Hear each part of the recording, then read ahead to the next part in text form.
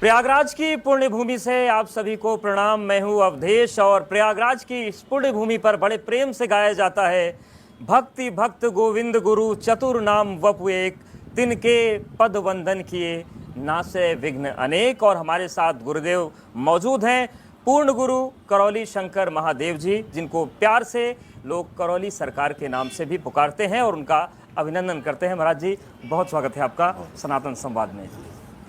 महाराज जी, महाकुंभ की इस धरती पर बहुत सारे मंथन होते हैं, बहुत सारे पुराने विषय हैं उस पर भी बात होती है, जो नए विषय होते हैं उन पर भी बात होती है और आपके चमत्कारों की चर्चा भी होती है। और बहुत सारे ऐसे लोग हैं जो उन चमत्कारों को लेकर बहुत सारी बातें भी कहते हैं, पक्ष विपक्ष दोनों है। लेकिन आप वैदिक डीएनए की बात करते हैं, तो सबसे पहले बताइए कि ये वैदिक डीएनए क्या होता है? अब इस महाकुंभ की इस नगरी में सबसे पहले आपके इस सनातन संवाद कार्यक्रम में आपने जो बुलाया उसके लिए बहुत बहुत धन्यवाद।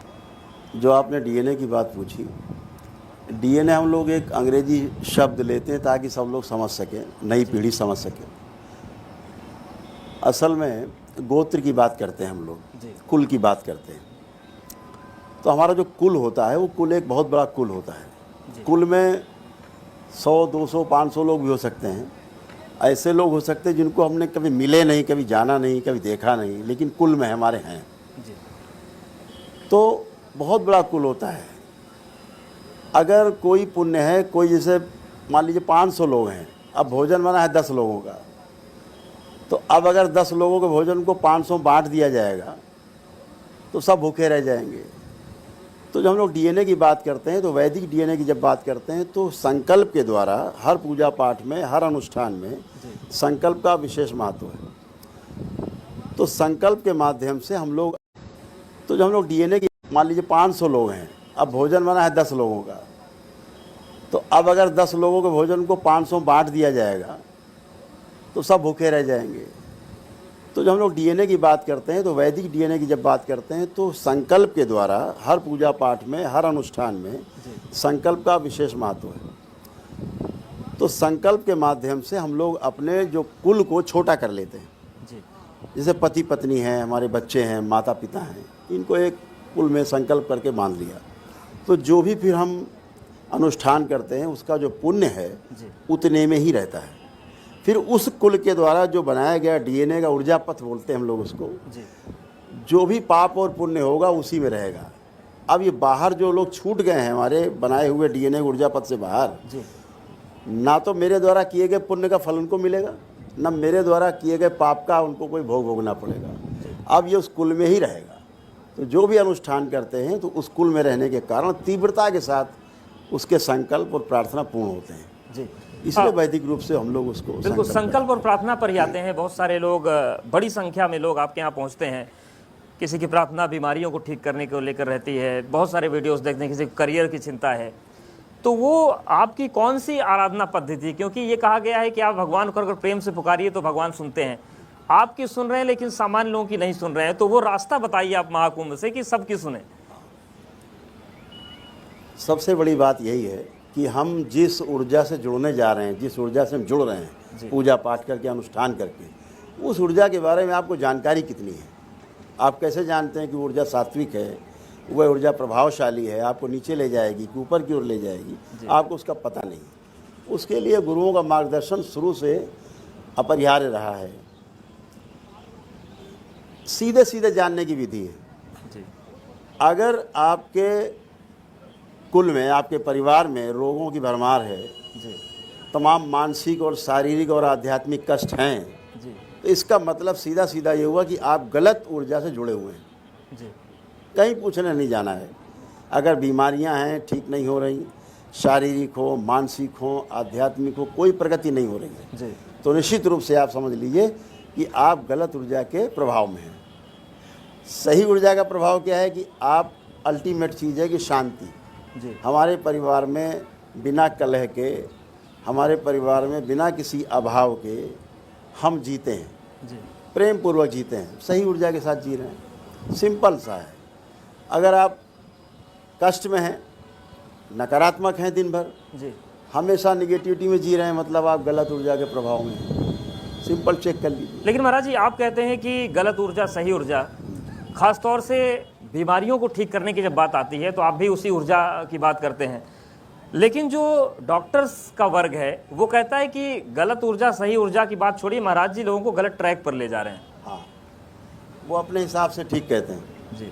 उनका अपने हिसाब से सोचना कहना ठीक है, क्योंकि वो इस विद्या के बारे में नहीं जानते, इस सनातन वैदिक विद्या के बारे में उन्हें रंज मात्र पता नहीं है। जी। जैसे अभी हम यहाँ बैठे, जी। जितने लोग यहाँ पर हैं, अब अगर इसका प्रभाव चेक करना हो सकारात्मकता का तो हम आपसे ही पूछ लेते। अभी आप यहाँ बैठे हैं, सब लोग बैठे हैं, किसी के भी अंदर एक नकारात्मक विचार नहीं आ रहा है, सब लोग चेक कर सकते हैं, आप भी चेक कर लीजिए। एक नकारात्मक भाव विचार आप किसी के भी अंदर नहीं आ रहा है, सब लोग चेक कर सकते हैं। जी। अगर वाकई में चेक करना है ऊर्जा को तो अभी चेक कर सकते हैं, किसी में आ रहा हो तो हाथ उठा दे। तो जब कोई व्यक्ति आपके सामने जाता है तो क्या आप उसकी पहले ऊर्जा चेक करते हैं? अरे, सबके पास ऊर्जा है जी। ऊर्जा शाश्वत है, ऊर्जा का कोई भी गलत और सही नहीं है। आपकी जैसी आपकी सोच है, उस सोच के साथ आप जिस ऊर्जा से जुड़ते हैं, अगर पहले से गंदगी है उसमें तो आपकी गंदगी को और बढ़ा देती है। जी। अगर आपकी सोच अच्छी है और आप अच्छी ऊर्जा से जुड़ते हैं, आपकी अच्छाइयों को और बढ़ा देती है। और इतना ही नहीं, अगर आपकी सोच बहुत अच्छी है तो नकारात्मक ऊर्जा भी आपके साथ सकारात्मक रूप से कार्य करने लगती है। जी। यही वैदिक ऊर्जा का प्रभाव है। ठीक है, लेकिन महाराज जी उस ऊर्जा को हर कोई समझे जरूरी नहीं है। आप सर्जरी का विरोध करते हैं कि सर्जरी नहीं करवानी चाहिए।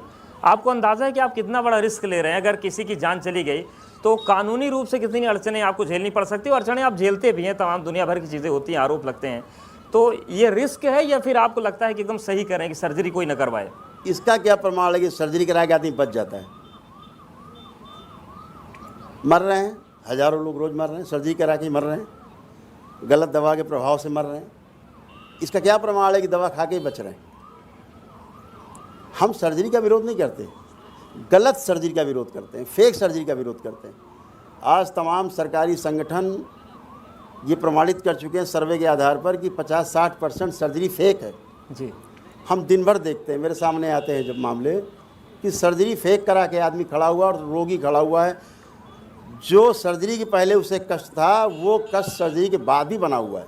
दरबार में आकर के व्यक्ति वैदिक प्रक्रिया करता है, एक ही दिन में उसके सारे कष्ट चले जाते हैं उसके संकल्प से, स्वयं की प्रार्थना से।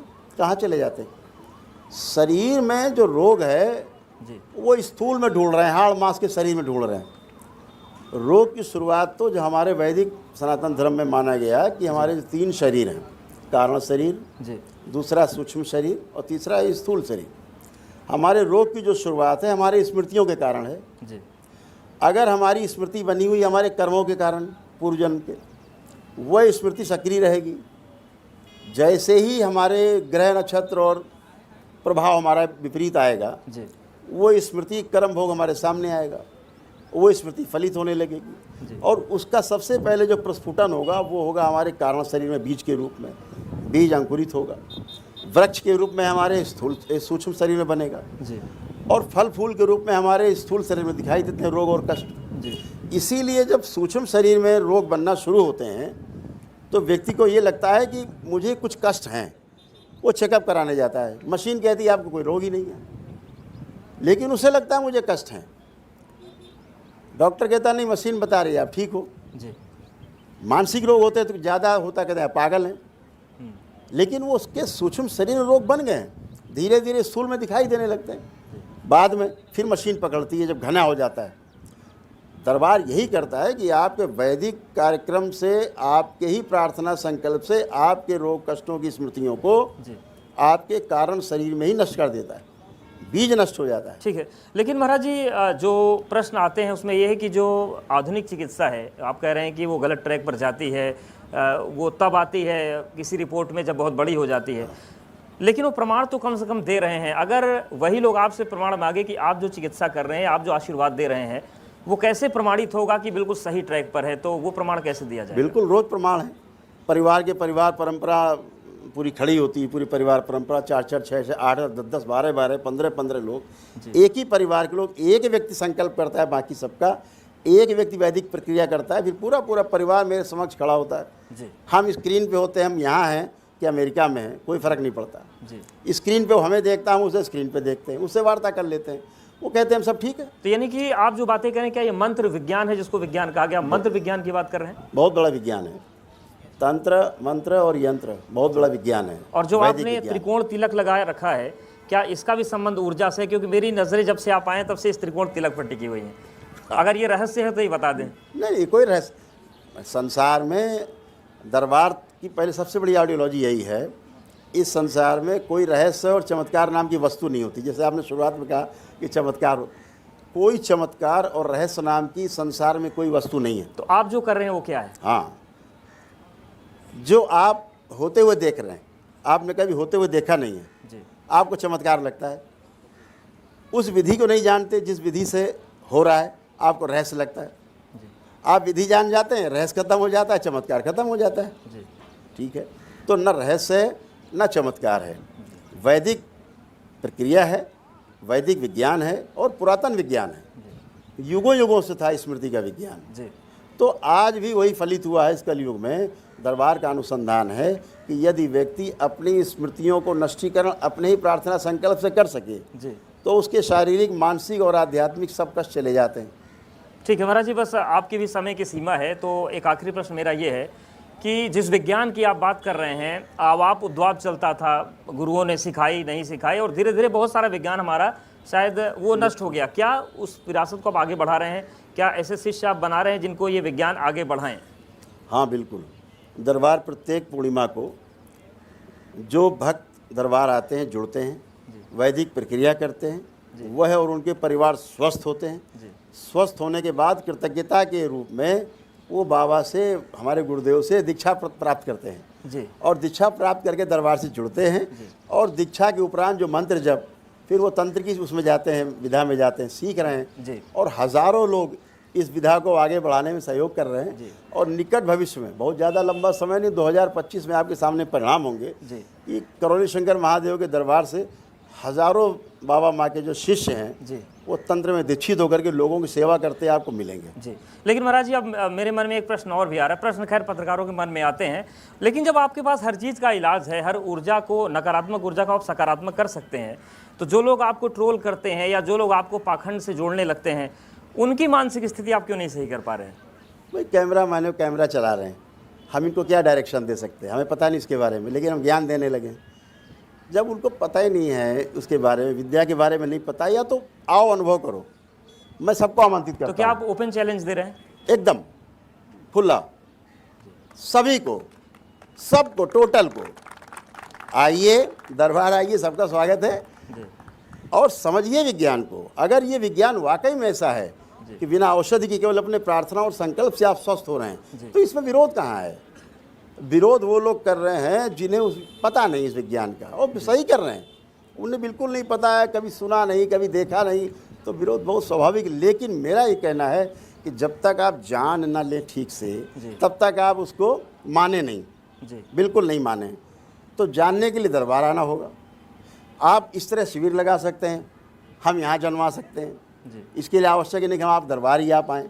आप कहीं लगा लें, गंगा किनारे लगा लें, जमुना किनारे लगा लें, नर्मदा किनारे लगा लें, कहीं शिविर लगा लें एक दिन का, और बुला लीजिए सारे मीडिया कर्मी, बुला लीजिए, उनके परिवार बुला लीजिए, पहले उन्हीं को देख लिया जाए कि स्वस्थ होते कि नहीं होते अपने संकल्प प्रार्थना से। अगर अपने प्रार्थना और संकल्प से स्वस्थ होते हैं तो फिर उसको आपको फैलाना चाहिए। बिल्कुल, वो बढ़ना चाहिए। यस, जाना चाहिए, या फिर उस दिन से हमें बात को छोड़ देना चाहिए। जी। क्या उन लोगों को भी इलाज करने की ज़रूरत है? कोई काली माता बन के नाच रहा है, कोई हनुमान जी बन के नाच रहा है, कोई केला बड़ी गंदी तरीके से खा रहा है, बहुत सारे दरबार लग रहे हैं देश में, तो उन दरबारों को तो भी तो ठीक करना पड़ेगा आपको। ये पागल हैं, सब पागल हैं, बेवकूफ़ हैं, पागल हैं, दूसरों को पागल बना रहे हैं, बेवकूफ़ हैं, दूसरों को बेवकूफ़ बना रहे हैं। कोई ऊत भूत प्रेत होता नहीं इस तरह का। पर एक दरबार छतरपुर लगता है, वहाँ भी भूत की बात कोई लगता हो, पूरे संसार में कोई दरबार लगता, बेवकूफ़ एक बेवकूफ़ी है। भूत का मतलब भूतकाल की हम बात कर रहे हैं जी। हम भूत, वर्तमान, भविष्य की बात करते हैं। दरबार कहता है ना भूतो न भविष्यति, वर्तमान में रहिए, कोई रोग नहीं है जी। आप भूतकाल में जाएंगे, भूतकाल को बार बार सोचेंगे, बार बार सोचेंगे तो आप भूत में चले जाएंगे, भूत बन जाएंगे जी। आपकी स्मृतियाँ गहरी हो जाएंगी। कहीं ऐसे कोई भूत प्रेत, नाम लेते हैं, ऊर्जा है, उसका नाम है, लेकिन उससे भयभीत होना, ऐसा कोई भूत प्रेत नहीं होता जो आपको खा जाएगा, मार डालेगा, जान ले लेगा, छीन लेगा, कुछ नहीं होता। मानसिक रोग है। दरबार में आते ही एक दिन में कहाँ चले जाते हैं भूत प्रेत?